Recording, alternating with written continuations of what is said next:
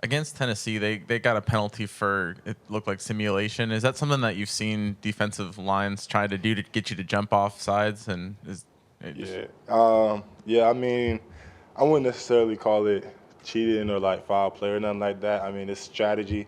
Feel me? If you feel like you can get the edge by trying to create confusion and moving guys around to put the offense behind the chains, I mean, you should utilize it. It's a good strategy. So, I mean, they felt like they could do that, and I mean, that's what they did. So, but I mean, they got caught for it. They got caught one time trying to, yeah. So. Stay on the left with Joe. Just talk about the challenge that Harold Perkins is going to bring off the edge. He's been one of the SEC's best pass rushers for the last 2 years. Just what do you see in him? I mean, he's an elite pass rusher, great speed. Excited to go against him. Loved going against him last year, and yeah, just can't wait to play. I have to ask, how's your foot doing? And is that just preventative? Yeah, I mean, it's doing pretty good. I mean, stuff happens. You're out there, you feel me, you get banged up, so it's no big deal. Be ready to play when game comes. So. Is that from a game? Is that from a game? Yeah. Play in the third quarter. Just how did you see, crowd noise affect Tennessee, just watching from the sideline, and how do you think crowd noise can affect this game? Yeah, crowd noise definitely plays an extreme part into the game. That was the loudest I think I've heard Brian Denny get, and I loved it. I mean, they got 2 false start penalties.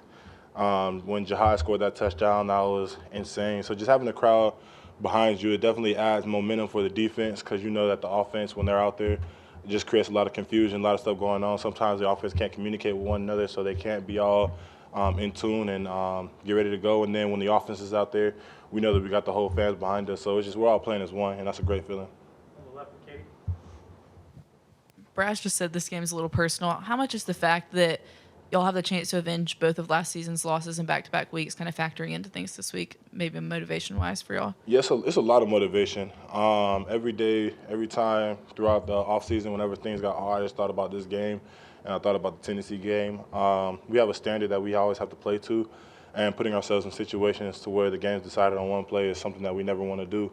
So, yeah, games like this are always personal, yeah. On the right with Charlie.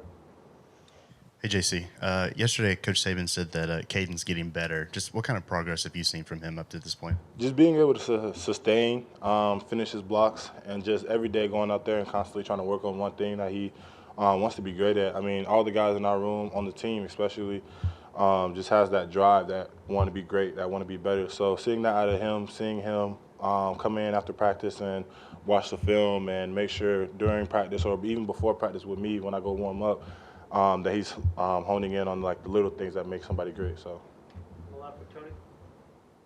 you mentioned the crowd noise? Do they ever get a little too carried away on offense, and do you have to kind of combat that? Or Yeah, is there a plea to the crowd? It gets pretty loud when we're backed up coming out. Say we're on like the 5-10 yard line. That's when it's probably the loudest. That's probably the only time that crowd noise, even at home, can affect you a little bit because you can't really hear. Because that's, I mean, in my opinion, where it gets pretty loud because they're right there, right behind you. So, but yeah, outside of that, no, it's not as big of a deal. Gary. Yeah, JC, I know he's been here a little longer than Caden, but in the few weeks he's been in the lineup, what have you seen from Jaden Roberts? I've seen a lot of confidence building from him, a lot of great things that he's been doing. He knows his plays. He knows what he's supposed to do, and he's just going out there and being physical.